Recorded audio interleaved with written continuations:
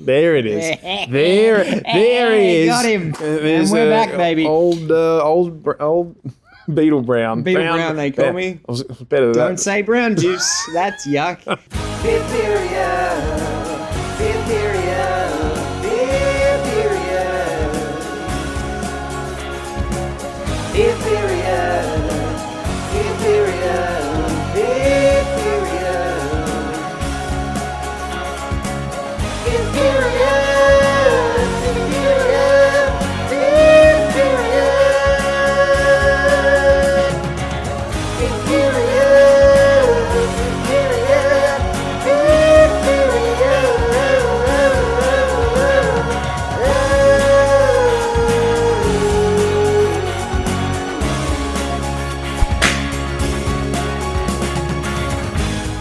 Hello, everybody, and welcome back to Fifth Period, the film podcast hosted by two media teachers, where today we are venturing into the afterlife to see what stylized whimsy awaits.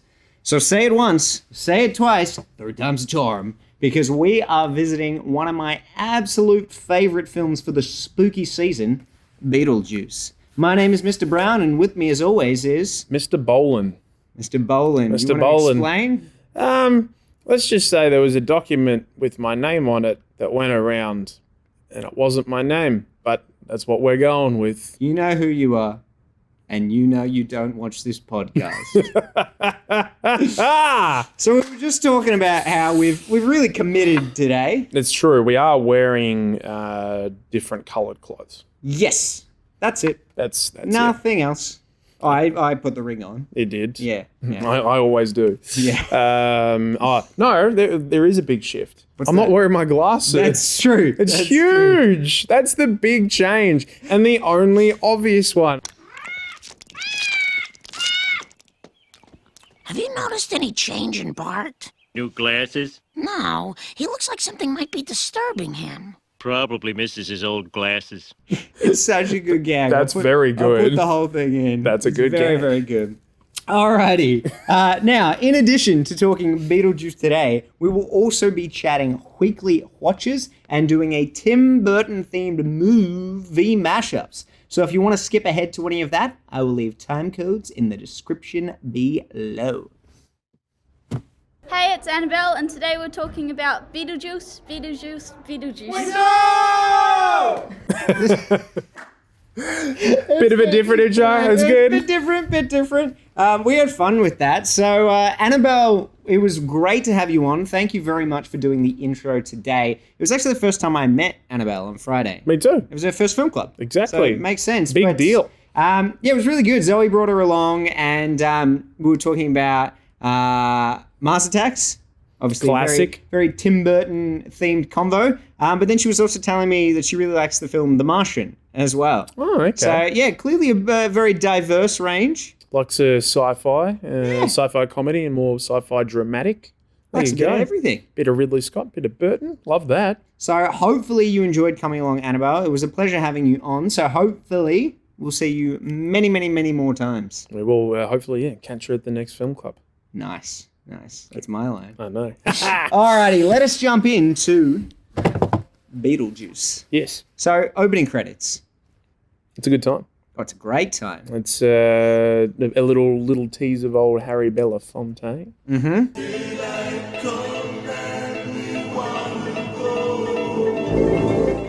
And then we get a really awesome aerial shot just basically going through the town. Yeah, so... Or so we think. Well, this is the thing. I obviously seen this movie a bunch of times, but I was having trouble working out when it goes from a real shot to a model, if it's always a model, if there is some sort of a cut. There's definitely a moment where I'm like, okay, that's a model person standing there. But is it a model setting or not? Well, this is the thing. Like, it's Damn really you, hard Tim. to tell. It's really, really hard to tell, but it's just so good. And then having like the spider crawl over the house just to really reaffirm, oh, it's going to be a spooky time. It's a spooky time for a spooky season. And what better thing to accompany a spooky time and a spooky season than a bit of a spooky theme? And Danny Elfman at it again.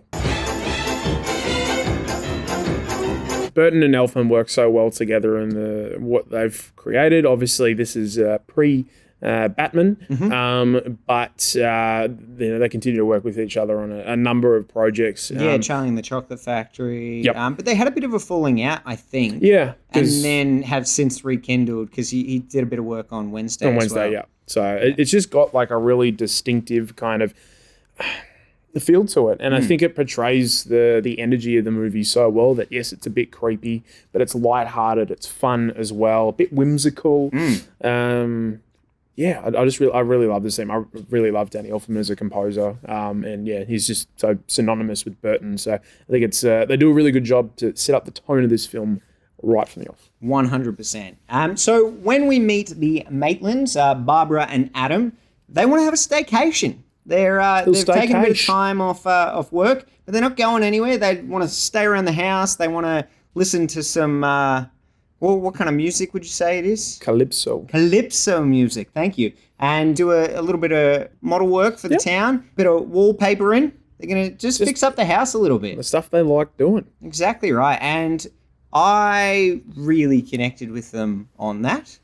I love a bit of a staycation. Yeah, totally fair. Relax, do a little bit of project work around the house. Bit of me time and then a bit of us time together. It's just, it's good. And you can clearly tell like immediately that, Barbara's really supportive of Adam doing his modelling and vice versa, sort of with the decorating of the house. And, they set them up as a really united couple. They give each other gifts, but they're gifts to fix up the house. So the first one, it's a type of oil, Manchurian tongue oil. Tongue oil, yes. It's for like staining furniture. And then he gives her the roll of wallpaper. Yeah, I really like how quickly they establish their relationship and how fun they are as a couple. Yeah. Like they're chasing each other around the house, like they're tickling each other, pulling each other down for the cuddles. And then do it again. Yeah, it's really good. Like I think they're very, very infectious characters. Yes. Alec Baldwin and Gina Davis are just crushing it right from the word go. But the other thing that is established early on is that someone's pretty keen to get them out of their house and sell it. Yes, so we meet Jane, and Jane's the worst. She's so good though. Like she's really good at playing this annoying character, just like butting in. And I love it when she pops into the window where Adam is. And no, Jane, and he just closes the blinds. I was just telling Barbara about this offer on the house. No, Jane. A couple of things it does really, really well. It kind of foreshadows that there's a family that's interested in buying the house, moving from the city to the sticks, if you will. But it also provides a little bit of exposition, and in a much smoother way than old Marty McFly from last week. They bring up the fact that Barbara can't have children. Yep. And we don't quite get the full story. We don't know if she's unable to have children or they've just tried a couple of times and have been unsuccessful. Because like Adam says later, like, oh, we could try again on the vacation, on the staycation. So yeah, but that's a really good thing because obviously that sets up a lot of Barbara's motivations later in the film, with her kind of connecting to Lydia as well. So yeah, I think it's a really good way for them to kind of slip that information in, and it also hammers home the fact that Jane's the worst. Exactly. Yeah. Just doing both. Thanks for bringing up a bit of trauma and then trying to sell our house while we're comfortably living in it. Yep, and having a good time doing it. Yeah. But yeah, and off they go into town. They have to go into town, got to pick up something from the shop for the model. Yep, which is their shop. Yeah, I've seen this movie so many times. First time I realized it was actually his shop. Maitland on the window. Yeah, it's pretty big. I just thought it was kind of like a small town vibe where you can wander into any shop and like pick something up and be like, oh, I'll fix you up later. Or yeah, it just felt like that to me. But I love that when he goes in, the guy at the barber shop continues talking to him. He got hair right down to his goddamn shoulders. He says to me, just a little bit of a trim, but I went at that hair. It's like he's talking about how it's ridiculous that someone could have longer hair. He's got to get him down to a haircut that you could set your watch to. Jeez, wouldn't like me then. Oh no, you'd be wild and untamed. Bill would hate you. No, particularly even we did have a haircut last week. So in between these, was it Bill that did it? Yeah, came at you with the scissors. He did. Against your will. Out there, like Edward Scissorhands. Yeah, nice. But But yeah, they shoot back off in the car. Did you notice you see the dog like earlier on as well? Like they have to stop for it to cross the road earlier. They should have just hit it. Would have solved all their problems. Don't they have like a bumper sticker as well that says like we'll stop for dogs or we'll swerve for dogs or something like that? Maybe. I didn't notice, but that's like, great if they did. I do like the fact that when they're driving back through that they go back that sign and it's like come back soon and we never see the town again. Yep. Which is good. I enjoy it. Or at least not in a fully realised form. We see it obviously in model form. Come back from the dead soon. That's what people say. That's what they say. That's Beetlejuice's catchphrase. That's what he says. He goes, "Come back from the dead soon." Yeehaw. Yee-hoo! I'll chew on a dog. I'll chew on a dog. If he'd chewed on that dog, then they would have survived.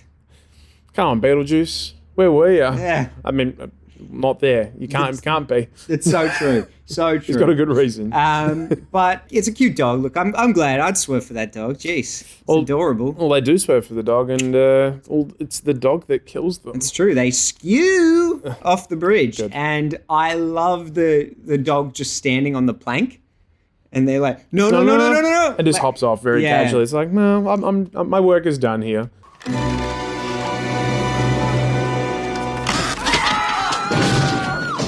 It's pretty incredible how this film tackles a lot of very dark themes, but always with a whimsical tone.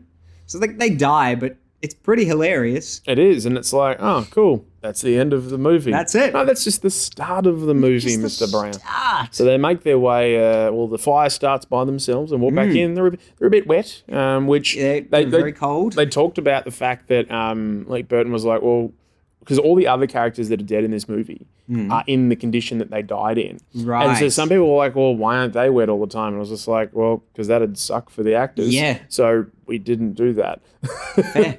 Totally fair. Good call, Timmy. It's a general rule for movies. It's like, why doesn't that happen to them? Because they're the main characters. Because they have to do a lot of it. Yeah. That's the thing. Yeah. They're in it more. I like how they kind of slowly realize what's going on. So when they come back, there's a few different things that tip them off. So they don't really remember how they got back to the house. When Gina Davis's hand catches fire, it's just like a minor inconvenience for her. They lose their shadows. Yes. Not shadows, sorry, reflections. Reflections, yeah. And step off the porch. And Adam ends up in Sandworm Country. Sandworm Country, and he's gone for 2 hours. He is. Eventually they realize they're dead, and they did. Bang, you're dead. Because they find this old souvenir sitting on their coffee table. Yes, the good old handbook for the recently deceased. You mean the handbook for the recently diseased? What a gag. What a silly gag, but I laugh so hard every time it does that. But then you notice like the music cue starts again as well. It's like, for the recently diseased. No, the deceased. We're going to do this right, guys. Exactly. Handbook for the recently diseased. Deceased. Get it right, Alec Baldwin. Oh, dear.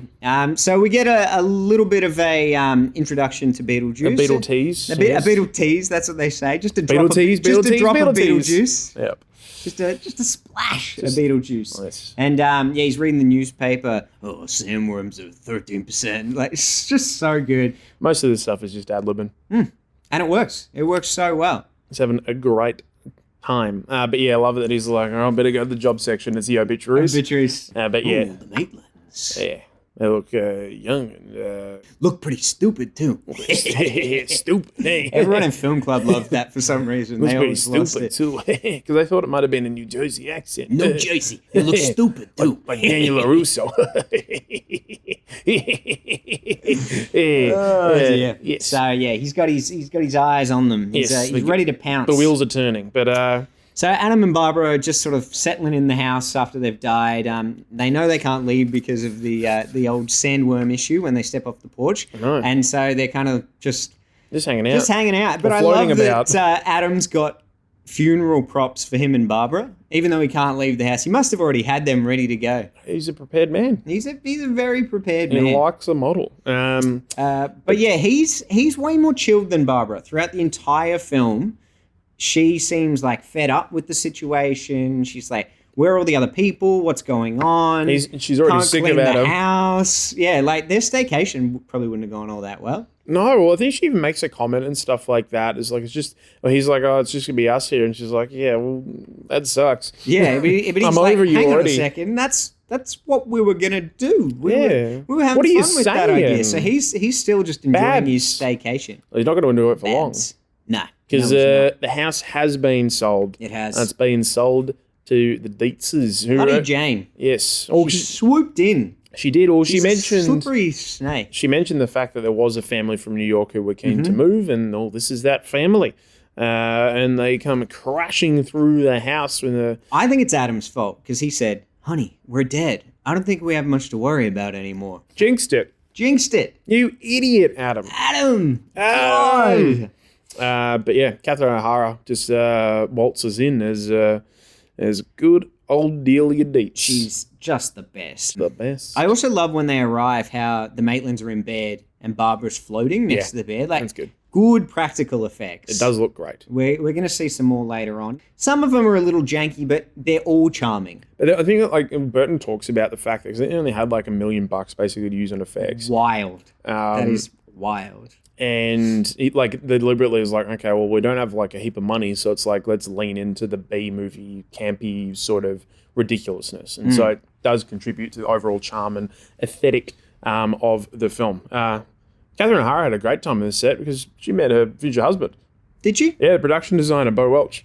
There you go. Oh, she's killing it in this. So we meet her, we meet Charles. Bit of a disclaimer. Charles, dodgy bloke. We're not really going to talk about it. Is in the person who plays him? No, we won't. If you want to look it up, go nuts. But yeah, we're going to keep things light. We are going to keep things light. And talk about the afterlife. And death. talk about, this movie with a lot of dead stuff and spookiness. And then we also meet the young daughter. I don't know why I said daughter. From the plantation. From the plantation. There's Lydia Dietz, who's played by a very young Winona Ryder. So good. Was going to be her or Alyssa Milano. Is that right? Yep. So there you go. But went with Winona, who had like a really good... She's so good. Yeah, apparently she like went on to set. It was like the opening like production or what was sort of going on. I think she might have been going to meet Tim Burton like before the movie started, and she ended up having a conversation with someone, and they were talking about music and film and stuff. And I was like, oh, anyway, sorry, I'm here to meet Tim Burton. He's like, oh, that's me. And she was like blown away by like how casual and like easy to talk to he was. Expecting a much older director and stuff like that. So very, very cool. So yeah, so it was a nice little bit of trivia. But yeah, she's great. She is. She's so good.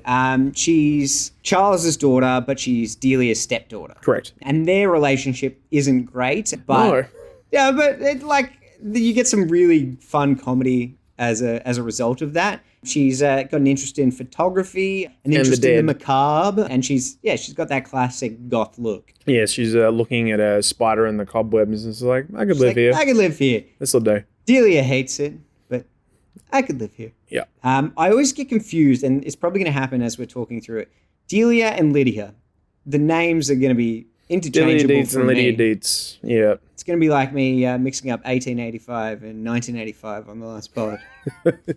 Just a couple times. Just a couple of times. Just a couple. So Delia isn't super keen on the styling of the house. No, she's a big, I wouldn't say big, but she's a sculptor because they're from New York City. She's an artist, yeah. So she's like, I'm used to being in New York and the Big Apple and design and stuff. We see some of her sculptures. I mean, each to their own. Art is very much opinion-based, and it's my opinion that they suck. So, fair. Yeah. Totally fair. But, she is keen on sort of jazzing the place up, and it's a good thing she's got some help to do that. She does. In through the window comes Otho. So good. Otho, why don't you just use the door? Glenn Shaddix as Otho is like one of my favorite parts of this movie. He's amazing, and it's so weird because he's not. I don't think they've set him up to be like Delia's friend. He's just her interior designer that she's hired, and he just hangs around the entire film. Just doesn't go anywhere. Later on, you see him in like a bathrobe. He comes out and he's like morning coffee. So good. He's just chilling. He cracks out the old spray paint cans. And they have to parade around the house. It's so good when spraying all the colors. She goes and spray paints mauve on the wall, and it's just like you read my mind. And she's like, did I? And it's like, So few clients are able to read my mind. It's just so good. It's just, I just love it. They say when he says like, they're just not open to the experience. It's just great.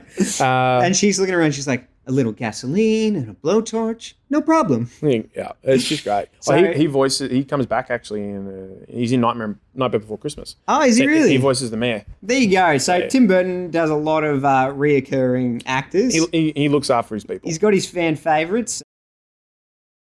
But yeah, I do like this really different dynamic that they established between Delia and Charles. Charles gets in there and I can't remember the time, but it's like 13 minutes and I'm already perfectly at ease. It's like that compared to her being like, I need to change everything in this house. Because he's the one really driving the move there. He wants a bit of a break from the rat race of New York and wants to basically just chill out. Kind of wants a break, but he kind also... of does, because he's got work pressures. Yeah, he's kind of like a real estate agent. He likes to buy up properties and then resell them and... it's not really like flipping houses, but it's kind of drawing in people to communities and stuff like that. And he thinks by coming to this small town, he can zhuzh it up and then bring people in because he's trying to get the interest of old Maxie Dean. Yes, old Max Dean. Old Maxie Dean. They're wandering around the house. Meanwhile, the Maitlands are like, "What is this?" They are looking at Dilly's art. Yeah. Sounds like Sonic. What is she sculpting? True. And there's a couple of moments of what are they wearing as well. That's going to be like a recurring bit. Absolutely. Well done, Samek. You've become part of a bit on the podcast. His bits are recurring. He's just not reoccurring. It's at Film Club. I think he was there last week. Oh, that's true. A quick duck in, just in case we'd forgotten him.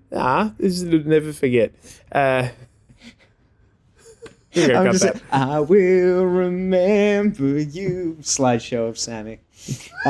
Anyway, I'm sure he would. But as they're going around the house, you can see that the Maitlands are getting very anxious about the fact that A, they have to share their space, but B, their space is going to get all twisted and turned. With oh, look, an indoor outhouse. Viridian. Now, why do I know that name? Blue-green. Hydrated chromic oxide. Remember, I'm schooled in chemistry. I was like a hair analyst or something. He's a man of many talents. Bloody Oso. He's just great. But the Maitlands decide that they're going to try and spook him out of the house. And I love how excited Adam gets by this prospect. There's a word for people like us. Ghosts. Like, he's always pretty happy about it. And Barbara's like, okay, I'm going to get her. The contrast is so good. And she looks really good in that moment when she says, I'm going to get her, because she's got like the dark shadows under. I'm going to get her. They try and spook him. So they start off by having old Barb's hanging in the cupboard, and she just pulls her face off. Looks great. It looks so good. I love it. Like, compared to the next shot where Adam's decapitated, this one looks incredible. And I also love that they obviously can't see it, but they're like, ooh, but they're just referring to something else in the cupboard, like how dusty it is, or the old wedding outfits. And they just push her aside like she's something hanging in the closet. Great. Whatever they're doing isn't working. So, but I will say what is working for me is the comedic bit of Adam without a head running up to the attic and trying to lock the door before they can go in there and disrupt his precious model. Very, very good. So they get the jump scare from Charles, who jumps out, and then he's like sort of like arguing a little bit with Delia, who just rips like an absolute hole and is just like, if you don't let me gut out this house and make it my own, I will go insane and I will take you with me. Just like peak like Catherine O'Hara like So delivery. good. I will take you with me. And he's like, maybe we can just leave this room alone. And then it's like, yes. So good. Yes. She's just so weird. She like licks him on the top of the nose. She's an oddbod. She's an oddbod. And that's what the production designer, Bo Welch, saw. I was like, I'm in love. She's an oddbod and I love every minute of it. Still married. I get it. I love every minute of it. Catherine O'Hara. She's the best. She the best. Yas Queen, we said as we watched it. Queen Catherine is what we say. Catherine the Great. having dinner for the first time. A, the fact that Catherine O'Hara's got like a headpiece that looks like just leather gloves on her face. And then they're eating the food. Looks like, I'm pretty sure it just probably is. yeah. But they're like eating like The MSG line. The Cantonese like, is there no Sichuan here? And then Winona Ryder goes, I plan to have a stroke from the amount of MSG that's in this. Yeah, which is great. So good. So you see the family dynamic like a lot at the table. And then it's good. Like, it's fast dialogue. Like, we'll build you a dark room in the basement. My whole life is a dark room. Just one big dark room. And she's like, okay, so you were miserable in New York and you'll be miserable in the sticks. And that's fun. It's great. The Maitlands are pretty peeved at this point. They even try and leave again. Barbara tries to leave and sandworm country all over again. I think it's such a weird line when she's like, oh, I'm getting all yellow. It's like, no, you're not. It's just some sand. You'll be right. Brush it off, champ. You'll be right. She'll be right, mate. It's just sand. She can't dust. She can't dust. I don't get that either. No. They can open things and they can move things. Why can't you dust? Because it's convenient to the narrative. Yeah, because a funny line. Because a funny line. So in this... Not again. Not again. Expo Juicy here. Expo Juicy. Beetle Expo is what they call me. Oh, dear. So we see that they're making some pretty significant changes. The exterior of the house with, like, the deck that's got, like, a flat of what would look like a children's drawing of a house too, just like a square with a triangle on top of it. They got that weird yellow thing that just goes through the middle of the house. The weird yellow thing, is that Barbara? No? It's getting yellow on me. No, not Barbara, but it's just like a weird sculpture things everywhere. Yeah. I mean, Delia doesn't find them weird. That's true. She finds them brilliant. She does find them I brilliant. don't. You like them. No, I don't. Like No, them, I she don't. says. I don't. We get Beetlejuice now, though. Well, we get the flyer first. Oh, we get the flyer. I apologise. We do get the flyer. Lydia spots the Maitlands as well. Yes, after Delia's getting pinned to the house by her own sculpture. Yeah, so good. This is my art and it is dangerous. It is dangerous. Dangerous to look at because it sucks. Yikes. That's going to be my bit for this entire podcast. Art sucks. Bagging Delia's art. Fair. As long as you don't say a bad word about Delia herself. No. I'm good. But yes. But yeah, so a few things. First of all, Lydia sees them in the attic and they're like, whoa, that little girl saw us. And it's very, very cool because you get this really nice contrast between Barbara, who now only has the attic space, putting her wallpaper up in the attic now, and then it immediately cuts to the rest of the house where they're steaming the wallpaper off. It's just a fun detail to show how they've completely lost control of their house. Yes. And then it also provides the sort of steamy look as Delia walks up the stairs. That was great. That's just really clever planning. 100%. But you can't get in the attic because they've locked the door and they're popping out the old key anytime she does. Ugh. Popping out the old turning lights. out the old lights. But yes, then we get the video advertisement. So they've seen the flyer. Adam's already mispronounced Beetlejuice. Beetlejuice. There's a lot of Beetlejuice here. Yeah, but there's no point where it gets clarified to them before they start calling him by the right name. Yeah. Maybe Adam's an idiot and Barbara's like, you idiot. It's clearly Juice. It's Juice. Juice. So bit of a behind-the-scene detail about this. Tim Burton did want to call the film Beetlejuice spelt the way that it is in the film, which, makes sense. I've never really understood why you would call it something different. Considering it's never written down as Beetlejuice, as in like the orange juice. Yeah, it's wild. The only time it gets like referred to that is like at the end of the film. But yeah, apparently the production company was like, nope, you gotta write it this way because people are idiots like Adam and they won't know how to pronounce it. And us as an audience, otherwise we'd never know. Yeah. I would have pronounced. How would you have pronounced it when looking at it, like the actual spelling? How would you pronounce it? I probably would say Beetlejuice. I would have gone like Poltergeist. I would have gone with Beetlejuice. Beetlejuice. Goose. He's like, because he's a silly little goose. Beetlejuice. Adam Sandler. Goose. Goose. But yeah, the TV ad comes on and it's wild. He's dressed as a cowboy. He's got some good outfit changes in this. It really does. We've got two variations. We don't have his classic black and white stripe. But you've got the first outfit he meets the Maitlands in. Yes. He's wearing the hat and then he flings it off. He's got the old trenchy coat. I've got his wedding suit. Yes. But yeah, he's got some good outfit changes. And I love the cowboy one so he can be like, yoo! Just an excuse to Ride in riff. the model cow. his whole job and shtick is he's the Afterlife's leading bioexorcist.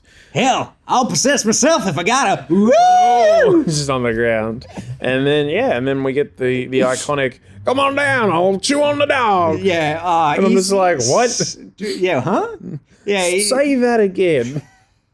I'll eat anything you want me to eat. I'll swallow anything you want me to swallow. So come on down, I'll chew on the dog. I'll do anything. Bring down the little pards. We got lots of snakes for them to play with. Because that's what kids like to do. He must just be saying whatever comes to his head. Yeah, Tim's just like, okay, and we're rolling. Cook, he says. Because even like the makeup and stuff, like he had total influence on that. He kind of did he? Yeah, he was like, well, Bit of a Heath Ledger story where he applied it himself. yeah, because he was like, well, it makes sense that like maybe his skin might be molding or something like that, and like sort of how it would look. And apparently, like his first scenes on set was because it was all just like a big surprise to everyone, and they're trying to like sort of because Michael Keaton wasn't super keen on this initially. It took a bit of convincing. Michael Keenan. He wasn't Michael Keenan. He was Michael, not super Keenan. Keaton. Anyway, My favourite is when we keep doing the jokes over and over again. yeah, they get better with age and repetition. That's the key to comedy. Someone else is getting a little mouldy in here. I think it's this joke. Anyway, but yeah, like the cast and crew were like chanting juice, juice, juice, juice, as he got onto set to try to get him more comfortable and stuff. And then just let him loose and starts ad-libbing. So yeah, the juice is loose. And Michael Keaton says this is like his favourite role that he's ever done. And, that's fair. Totally fair. Really, he wasn't on board, but then he watched, obviously before this, Tim Burton had done Herman's Big Adventure, where you start to get like some really like, there's some pretty iconic sort of practical effects in that. I actually haven't seen it. Neither have I. But I've seen clips of this, and this particular one with the character agitates me. And that's fair. Okay! I pity the poor fool! Don't eat my cereal!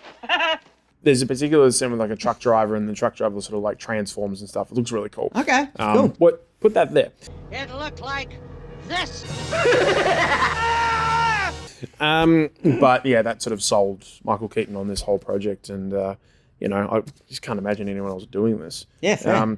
But I'm sorry, I'm on a trivia spree right now. You're good, mate. Do you know who was going to play Beetlejuice? No. Sammy Davis Jr. That would have been different. Yep. That's who Tim Burton initially wanted. Like, and then the studio was like, no. Yeah, fair. It would have been a very different film. Yeah. The Candy Man. The Candyman can. All right. Well, anyway, the Maitlands aren't sold on Beetlejuice just yet, but Adam refers to the book and it tells him to draw a door in case of emergencies. Again, as I said, like Adam's always pretty positive about it. He's like, oh, just draw a door. He's embracing Barbara's it. like, did you really think that was going to work? And he's like, I just got to knock 3 times. And of course it does. It's very cool. Diagon Alley. It is. The bricks separate apart. No, I think they're pretty horizontally. Oh my goodness! Oh yeah, sillies today, guys. I'm just a silly goose. Billy. He's a silly Billy. Silly Beetlejuice. A silly Beetlejuice. Beetlejuice. I'm a silly Beetlejuice. What can I say? I'm a silly Beetlejuice. So we get to the afterlife waiting room. This is so cool. I love the look of it. So there's like a turnstile that's made out of bones. We've got like the window with the numbers that you pull to wait in line. And then you also get to see like all the people and how they've died. So this guy looks like he's choked on something, like a bone stuck in his throat.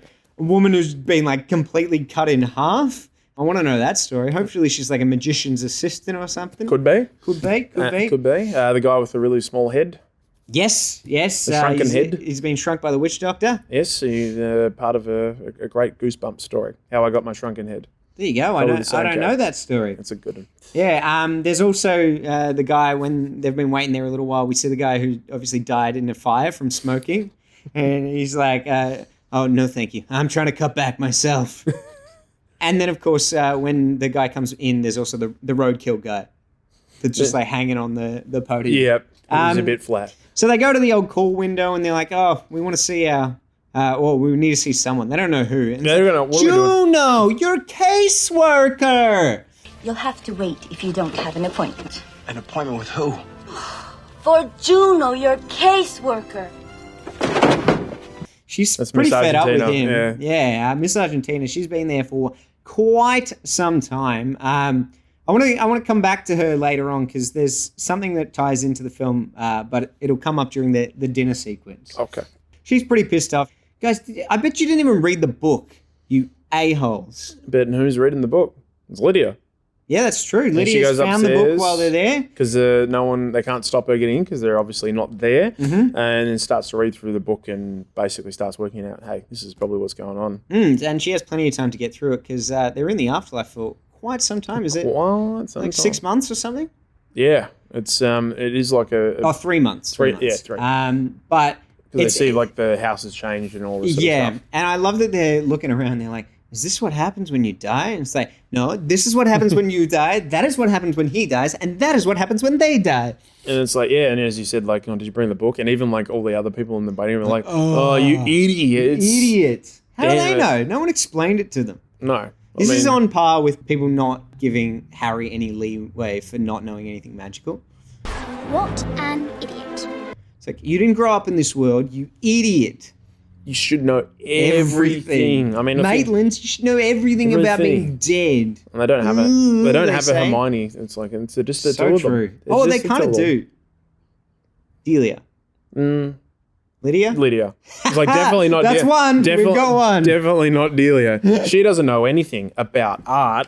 Nice, But anyway. nice. But yeah, so they finally meet Juno, their caseworker. They do. They go She's through great. the warped room. They pass the room of lost souls, Yes. which is kind of relevant later on when they're being exorcised by Otho Yes. accidentally. You can see they're starting to look like the people from the room of lost souls. Here's what happens when you die after you're already dead. Kind of, there is still dangerous things for you guys. I think like the amount of like world building that they do in a Very short space of Well, it's time. like an hour and a half film, and it's that's probably one of my favorite parts. Is that I've gone back for a repeat watching this film. I was like, I love the Beetlejuice stuff, obviously, all 14 and a half minutes of it. But the time that they spend in this world and how fleshed out and how it makes sense. It's silly, but it makes sense. That's a credit to Burton and sort of how he's able to like craft these really fantastical spaces across a lot of different like media products, and you just believe them. And he doesn't over-explain them either. No. He gives you enough to be like, cool, I get it. That's fine. Yeah, and but lets yeah, you work stuff out as you go. It's exactly good. right. He doesn't have expositional Marty behind the bushes being like, this means this. This is the afterlife, which is where you go when you die. And because these characters are here because they died in a car crash that was caused by the dog at the start of the movie. How am I going, Mr. Burton? And Tim goes to him, Oh, now I got to cut that out. do you? Maybe not. I'll just blur it. I'll redo it. That's fine. And then, No, no, it's no, fine. no, You don't need to redo it. No, It's the all right. reason So I they need to meet go back. Juno, their caseworker. And where do they meet her?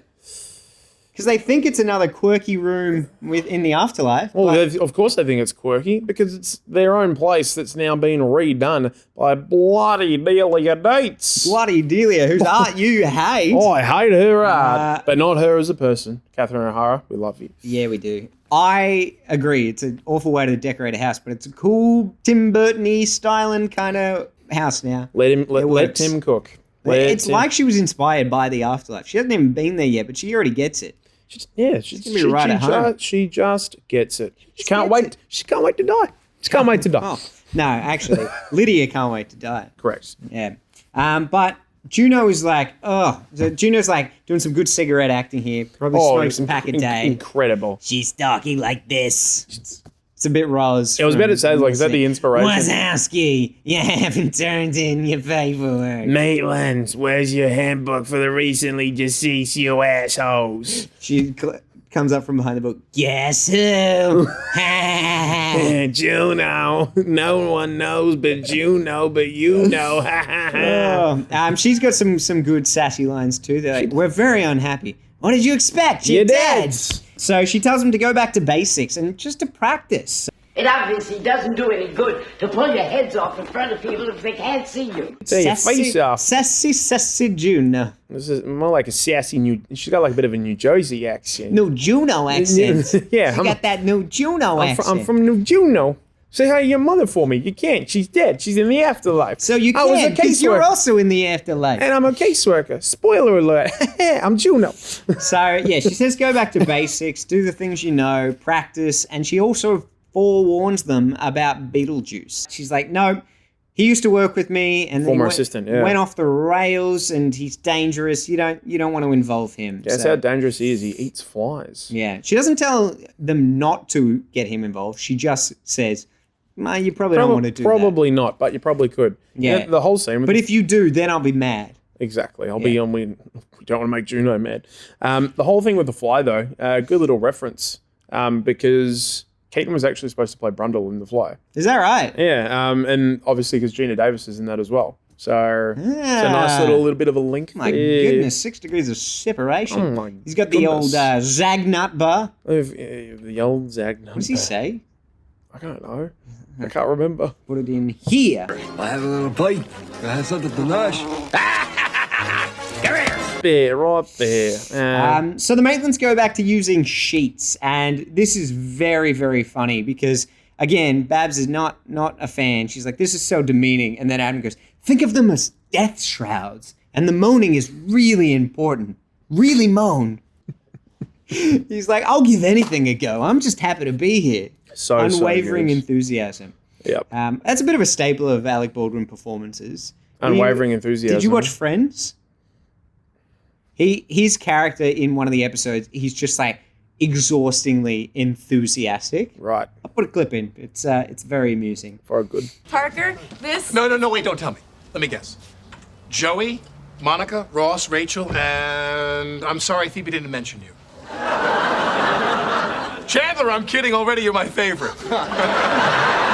Why don't each of you tell me a little bit about yourselves? Actually, I'm sorry. We probably should get going. Classic Ross. But yeah, they do the sheets. It doesn't work though, because Charles thinks it's Lydia.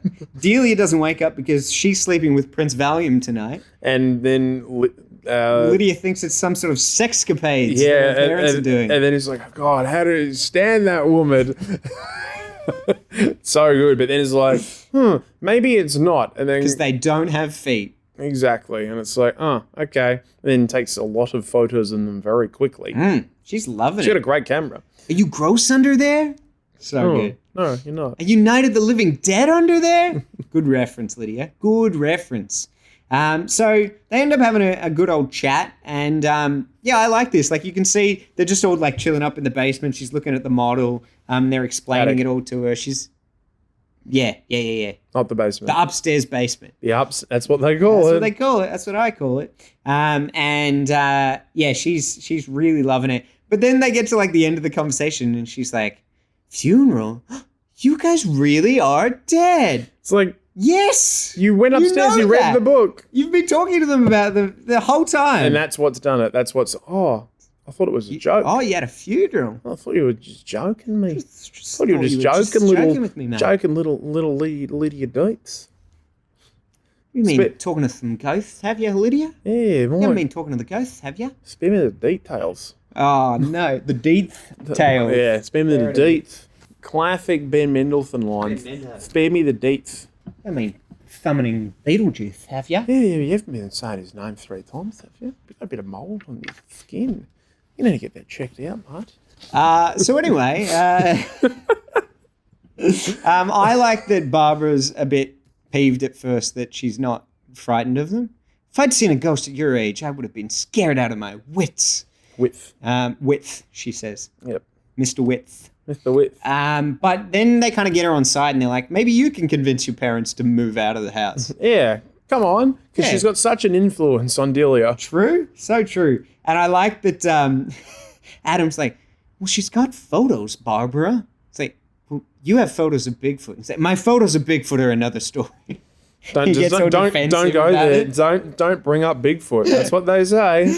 Oh dear. But yeah, she's not having a bar. She doesn't believe him. She's trying to plan for a dinner party. Well, that's the thing. They got more important. They got bigger fish or bigger prawns to grill. They are gigantic prawns.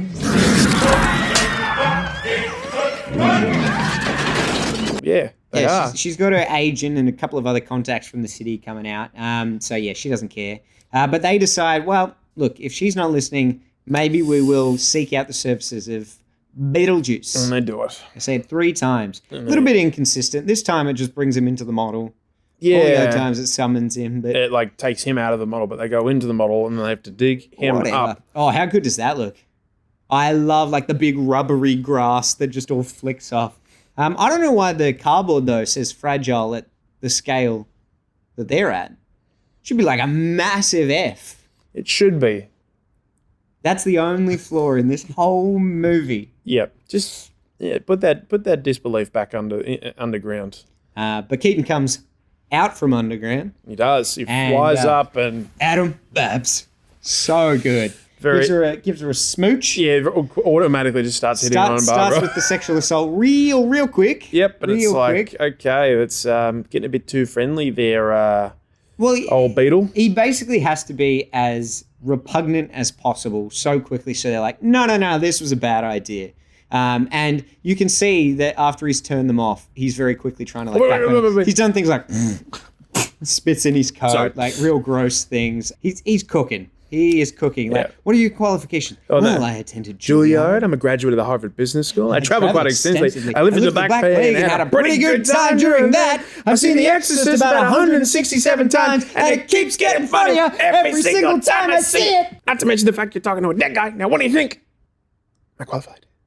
So good. Nice. Good. Yeah. I knew we were going to be doing that one in sync. It's one of my favorites. Particularly The Exorcist live. Yeah. Keep getting funnier every single time I see it. Can you be scary? And it offends him. He's just like... The scary face, which we never see. We never see it. It comes back in the sequel too. Does it? Very good. Cool. It's very good. Oh yeah, we'll get that out of the way. I haven't seen the second Beetlejuice film, so we're not going to make too much reference to it. No. Because that would suck. But he offends them, and Barbara's like, "Let's get out of here." And then he's like, "Hey, we're simpatico here. Hey, we even shop at the same store. Sandworms, you hate them. I hate it myself. Hermano." He's like doing the old handshake. So good. So good. It's a good type. Oh dear. But doesn't work. They're like, we're out of here, and he's like, come inside. Right. I love that. He's like climbing up the hill. And then he realized they're gone. Yeah. And then the place is a mess, don't pay any attention to it. And then drops a pretty 10 out of 10 F-bomb. He does. It's pretty good. It's pretty good. Maybe we can bleep it. He goes, nice model. Good. Oh. Pulls on the old crotch and it makes like a It's like a clown. Like, Very good. Very good. But yeah, I just love how excited he was by the prospect of working with them. Hope you like Italian. You also get as well, there's like a little bit of foreshadowing about sort of Lydia and him being sort of interested in sort of like the family and this sort of thing, and talking about the daughter and stuff. It's like, oh, okay, all right, we'll see where this goes. But we'll see where this goes, but we're pretty sure it's going somewhere creepy. Creepy and bad. Yeah. Speaking of bad, we're gonna go to the dinner party. True. One thing I just want to say about the model. Oh, yes. Something that really sells that effect. Obviously, they've got big scale props, but the way they do, like someone standing in the model versus someone that's out, just from eyeline, it works so well. Like him, like looking up and screaming at them, like "You bunch of losers!" Like it just really works because it fills in the blanks for us as an audience. Yes. You don't need to see them in the same space at the same time. It's really clever direction. Yes, precision and scales and just how everything's blocked out. It's really good. But you're really right. They've left because he's a bit of a Tommy Purvis, and and we get the dinner party scene. So Delia's hosting it. As I said, her agent is there. What do you think of my new art? He's like, you like them.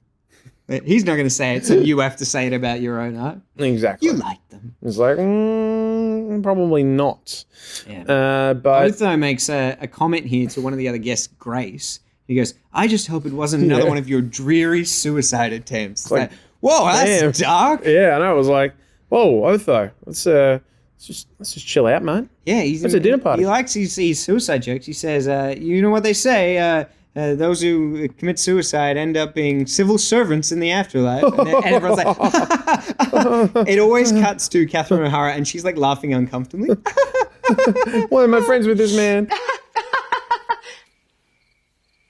But that's the thing I want to reference back to the woman who was working at the window in the afterlife. So, because he's made this joke about civil servants, if you commit suicide, then you're a civil servant in the afterlife. Yes. And it's never something that's explicitly said in the film, but Is that what I Burton think they're thinks? trying to imply that is what's happening. And that's why she says the line, "If I knew then what I know now, I wouldn't have had my little accident." That's very dark, but then everyone else in the waiting room like laughs at it. It's like, yeah, so maybe that's what they are saying. I know, like that gag, as much as a gag, like, you know, it's very darkly comedic, and you know, that is the tone of this film. It is a black comedy, and it's definitely got some humor that I guess as a kid it kind of just goes over the top of your head as well.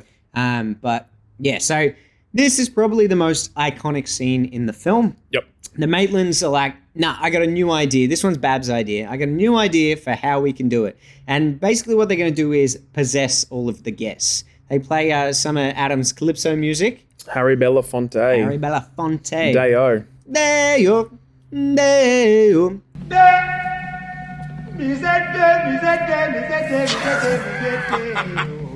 It's great. Catherine O'Hara kicks it off, bit of lip sync, and she's doing the bows, and then everyone joins in. And I think the thing that makes this scene so much fun is they're changing between I'm committing to the dance, now I'm frightened by the dance. It's like, what am I doing? Now I'm into it. Oh no! And they keep switching from getting into it. 6 foot, 7 foot, 8 foot bunch. It's very, very good. And Otho like playing it's like he flips the salad bowl or the ice bucket of champagne. And he's like, but then he's like, what am I doing? I'm so out of time. Smug face. Oh, very, very good. So what a fun scene. Yeah, it's very, very iconic. So much so that they use like a slowed down version of Day-O as in the trailer for the sequel. Yeah, I can't remember if it actually plays in that scene or not, but I believe it does. So it wasn't just a gimmick for the trailer. Cool. But yeah, the Maitlands are like, we got him now. Just look, they're going to come running just out that door any second. Any second now. Any second. Yep, up. No, they don't. It's like me waiting for you to say Vern. You're going to be waiting a long time. But Vern. Nice. Good. Nice. But they don't go out running because basically it's been a raging success. It was like an amusement park for them. Even the prawn claws. Oh yeah, they go and pull them into the bowl. What a clever idea that is. Looks very cool. It looks awesome. Pushes them all back. But yeah, Lydia sort of comes upstairs and she's really like, "They want you to come down now." Yeah. They liked it. I wanted them to be scared too, but I want them gone as well. I want to live here with you. They love me. They really love me. So yeah, they don't want to go down and see them, and I love how quickly the dinner party guests shift from being like, "What an amazing experience! That was so fun," to like, "It was all a hoax. You're trying to trick us," just because the ghosts don't want to come down. Yeah. It's but you still experienced it. Yeah, that doesn't take anything away from that. And then it's like, well, how else did they do that? Yeah, and the agent is pretty harsh here. First of all, he's like, "Oh yeah, I have spent so much money on your awful career," and then he calls her like a talentless hack or something. Yep, something along those lines. Oh, he calls her a flake. Yes, and not the good kind, not the Cadbury kind. Not the Cadbury kind at all, or potentially a fried piece of flake from a fish and chip store, if you will. But yeah, I don't know, the agent basically has been getting notes from me telling how much it sucks. So much it sucks. So they all leave, and in a bit of a huff, the Deets and Otho go up to the attic, and Otho finds the old book. And slips that away. The handbook for the recently diseased. Diseased. That's it. The Maitlands are like, all right, screw it. We need Beetlejuice. Let's get him in. And what form does he take?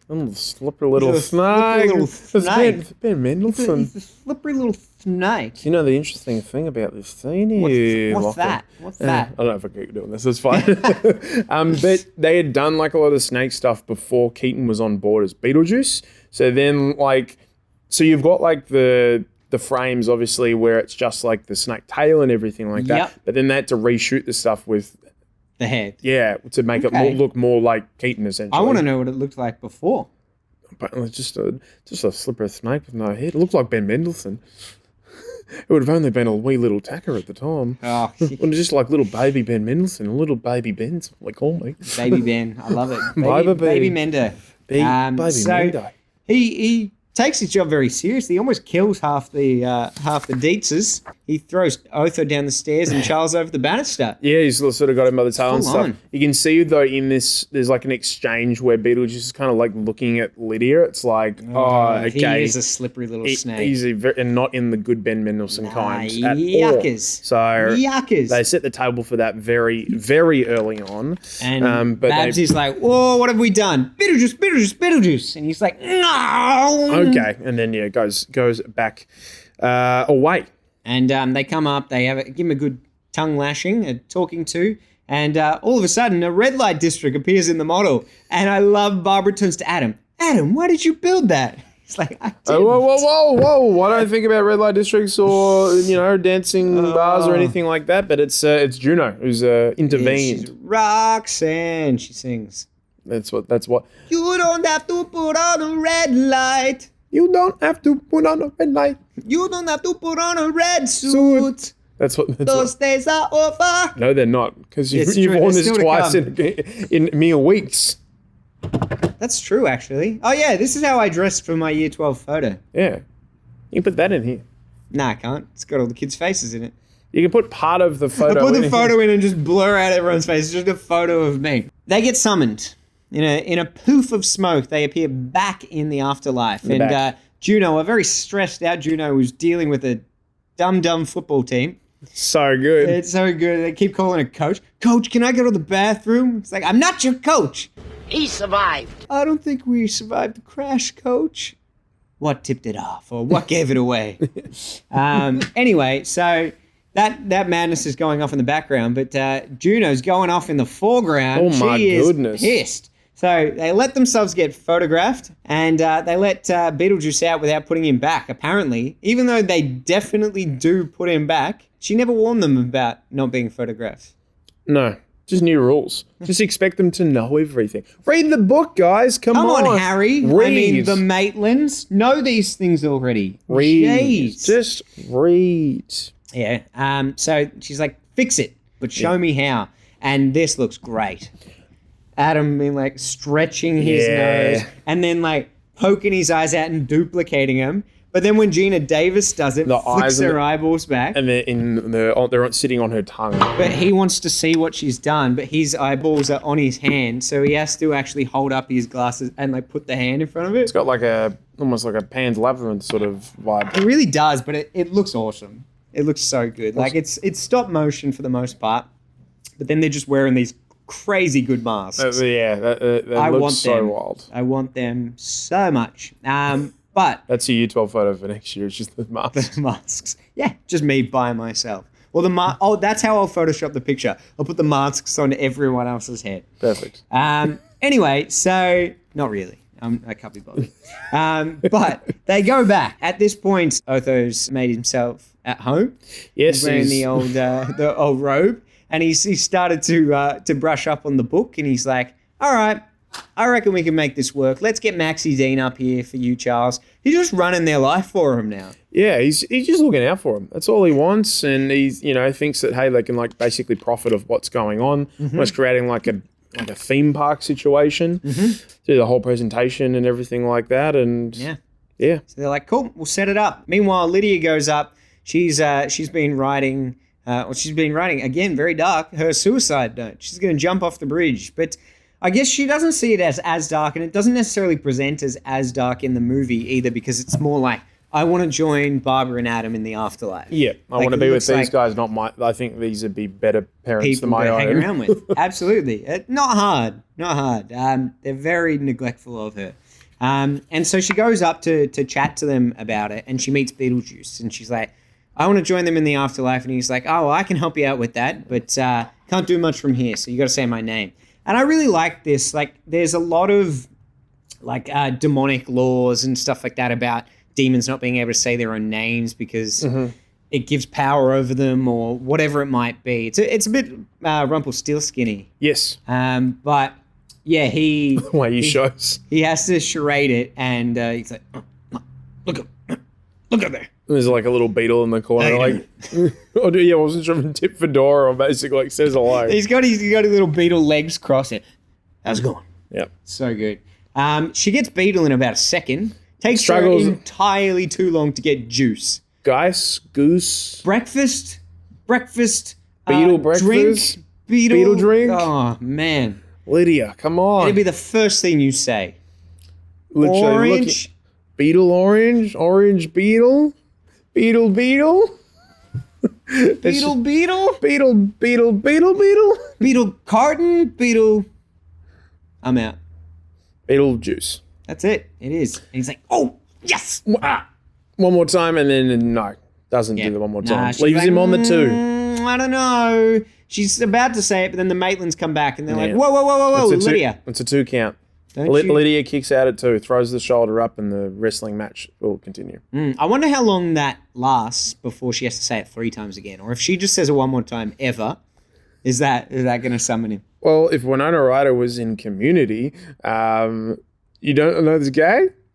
First 3 seasons of Community, they say Beetlejuice once, and the third time they say he appears in the background. So good. Love that. Love that. You make it difficult for me to find archival footage. That's going to be a tricky clip to find, I reckon. 3 different clips. If someone's cut them together, sure come on, I'm sure YouTube. What's the blonde's name? Bitter Butter Beetlejuice? Gwynnifer must be real special. Don't you usually wear the stripy turquoise Beetlejuice numbers? There's nothing in your playlist but Spooky Party, the Beetlejuice soundtrack, and NPR podcasts. But the Maitlands save the day. They stop her from summoning Beetlejuice. They convince her not to kill herself. They're like, whoa, you don't want this. And they also say, you know what? We're not going to scare you guys anymore. We want to invite your family to stay. I think everything's going to be okay from now on.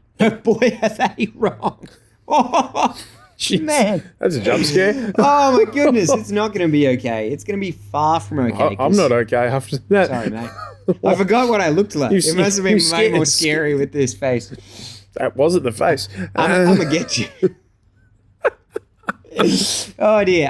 But downstairs, old Maxie Dean's over. Exactly, and Charles is going through like the plan and stuff for like what it's going to be, and he's like amusement park. And he's like, I'm not really convinced. He's like, well, they need the ghosts, and of course they're not going to come down. So Otho's like, well, I'm going to bring him down. From the handbook. Exactly. So he's got the wedding outfits and basically uses them to try to summon them. Almost like, but again, like you said, they doesn't work properly. No. They start getting exercised. Exactly. Exercise the demons. And they start turning into, similarly faced creatures from This looks pretty good. Like, it's just like a simple dissolve effect and cutaways, and then they change the makeup. But it looks great. Like, I love the mouth falling off, and even the way that the clothes fill out in the first place. Yeah, that looks really good. They're sort of inflating. And they look so sad with their wrinkly faces. They do, and it's getting a bit grim. But reaching out to Lydia.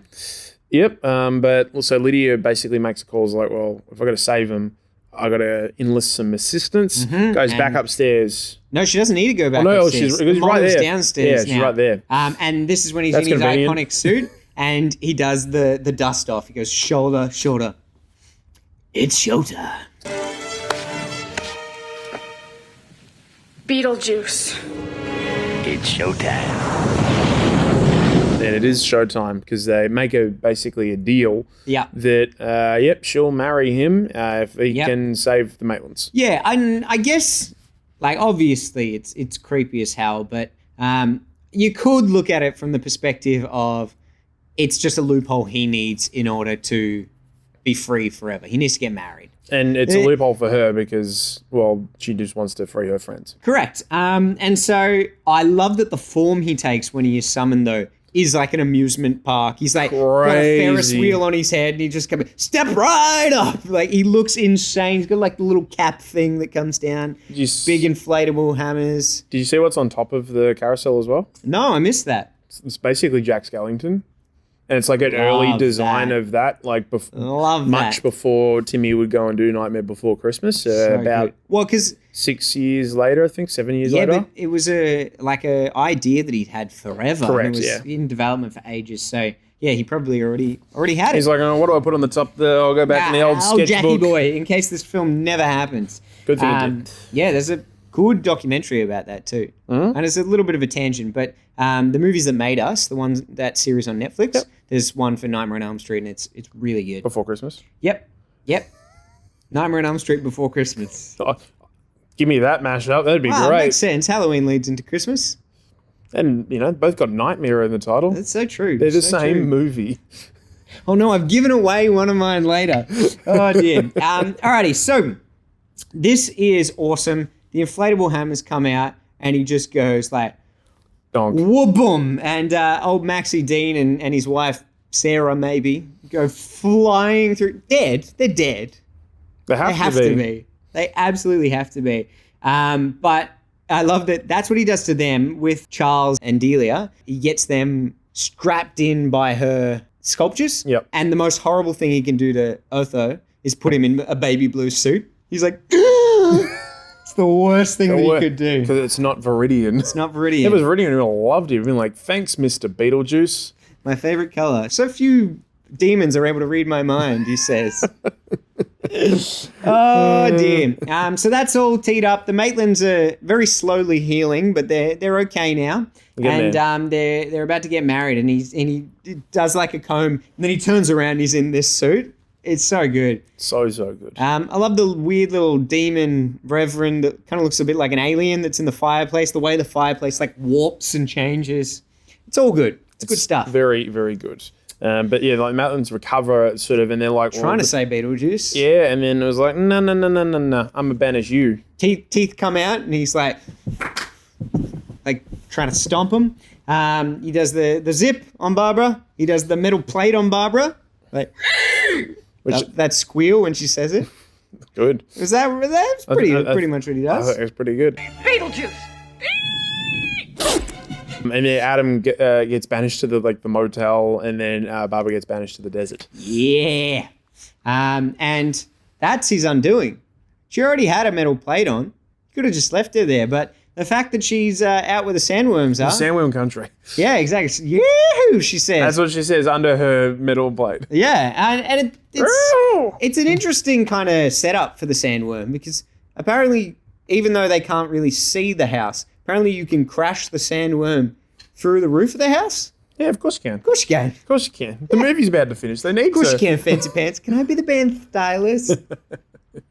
Very good. Adam doesn't really do much with his little toy car, but Babs manages to get Beetlejuice eaten by the sandworm. Yes. And he's regurgitated back into the afterlife. Yes, and that's where he shall be. But and then they make the call to basically live together and start hanging out with Lydia more. And I like this. So she's started to attend like a school in town. She comes home, and Barbara and Adam have basically just adopted her because they're parenting her while her real parents are just off doing their own thing. Just doing whatever they want to do. Yeah, Delia's making sculptures of snake Beetlejuice, which looks great, by the way. That'd be a cool thing to have in your house. 100%. It's just about the only... Oh, wait, do you like some of her art? She's redeemed herself. Got him. She's redeemed herself. Got him. We did it, Delia. You and I together. And Charles is reading like a cohabitation book between the living and the dead. All right, we're going to do a bit of a celebration. We'll do a little bit of a celebration. A little Sally. A bit of a Shake Sonora, just like Paddington 2's credit song. Shake Sonora, and we'll have you floating and lip syncing. A bit of a groove. And all the footballers will be ghosts in the background for some reason. Yeah, they're there. Because it's fun. Funny. It is funny. It is funny. Oh, I guess she got an A on the test. How would they know? Who knows? Who knows? But yeah, that's Beetlejuice. That is Beetlejuice. And you get that final little scene too where the witch doctor shrinks Beetlejuice's head. Oh, yes. Which they completely overlook in the second film. He's just fine again. He's fine. He's there. He's there. He's there. He's there. So this was great. I watched it recently because I watched a sequel as well. Mm-hmm. I love this film so much. I was determined to do it on the pod, and we had a couple lined up for spooky season, and then spooky season kind of got postponed because of our dedication to Maggie Smith. Maggie! And also the farewell to the Year 12s. Those dang Year 12s. Dang it, Reese, we say. But it was nice to be able to still squeeze this one in, and we got one more spooky one lined up for next week as well, which you're pretty excited about. I've only got one thing to say for that. Ruh-roh. Nice. That was good. I was like, uh-oh, I hope I haven't stolen your one thing that you wanted to say. Not uh-oh, ruh-roh. Like Scoops far out. Anyway, so thank you very much to us for suggesting this one. Yes. Yeah, Thank thanks, you, Mr. us. Brown. Thanks, us. But also, thanks to the kids for really getting around it. We had a good turnout on Friday. We did, yes. Lots started flocking in after we told them it was Beetlejuice too. I had a few classes earlier in the day. And they're like, and they were like, oh, what are we doing a film club today? Beetlejuice? And I said, whoa. No more, please. Don't say it again. They said it twice, and that was nice. Had one of my year 7s come to film club for the first time. Came back and thought the start of the film was a little bit boring. I was like, wait. The main characters are about to die soon. You'll come back. So I got to stay. It's fine. Geared up. Really, really pleased we got to do this, but also wanted to say a big, big thank you to Annabelle for her intro today as well. Awesome. Alrighty, shall we move on to weekly watches? We shall. Let's do it. Weekly watches. Weekly watches. I love you. Alrighty, I'm going to let you kick things off today because I've only got one movie and one TV show this week, and I know you've had a big old week for watches. I watched like 3 or 4 movies yesterday, including Beetlejuice. So only one of those I'm going to talk about today. But we're in the midst of spooky season. I'm making it exactly. I'm making it an effort to watch 31 movies this Halloween. I'm only 5 away, so we should be all on target, which is great. Nice. And yeah, I've watched a bunch of horror movies, so I'd just like to... I'll talk about a few of them, the ones that I have watched. Do you want to put on your glasses? Nah, I'm good. It's good. You have to do it before the end of the pod because it's... I'll do it for mashups. Okay, great. I'll put my game face on. That's fine. It'll be a mashup between Beetlejuice and Boiling Juice. Boiling Juice. Oh, yuck. Yeah, gross. Anyway, speaking of things that are a bit gross and a little bit yucky, I'm going to talk about my first 2 horror films together, and that's Terrifier and Terrifier 2. Sorry. Yeah. I jumped the gun. Sure. Should have done a second time. 2. You were terrified too. That's fine. But yeah, so like obviously these the Terrifier films are very much in the zeitgeist at the moment. Incredibly popular. A couple of my students have been suggesting them to me. I'm like, I don't think you should be watching that. That's a conversation I've had many times. Yeah, great. From students ranging from year 7, year 8, and year 9. Comfortably an R-rated film, and I think like they're an unrated film in America. So uncomfortably an R-rated film. Exactly. These films are really full on, but I was really interested because obviously they're so popular. They're so popular. They're so popular. The fact that Terrifier 3 at the moment is doing so well, I've got to see what the fuss is about. So I watched the first one, didn't love it, but it was okay. These films are as gory as a horror movie that I've watched. Yep. They relish the... Damien Leone very much like art relishes the death and destruction that it's caused. There's some really like proper gnarly kills that are going to stick with me for a very long time. But why I probably didn't love the first one as much is all the films are very mean, but the first one kind of had some bits and pieces of the fantastical. Art is very funny while he's doing a lot of this because it's a mute performance. David Howard Thornton is just incredible, like in the performance as the clown. But the second film is where I really like, okay, I'm getting behind this a little bit more. Okay. So they lean a lot more into the fantasy supernatural side of things. Yep. And I think that counterbalances like how ferocious and visceral the kills are really well. And also as well, why I really like the second one is Lauren Rivera as the final girl is incredible. Like one of the best like recent final girls that I've seen in a horror movie. Okay. I think she crushes it. She's in the third one.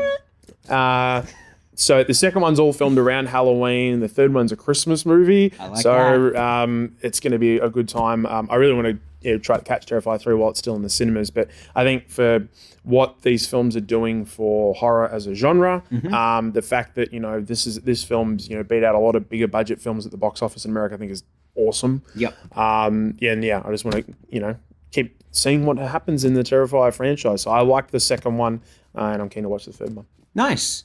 Go another. Got another one? Yeah. Okay. I'll quickly talk about a film that I rewatched on a few days ago.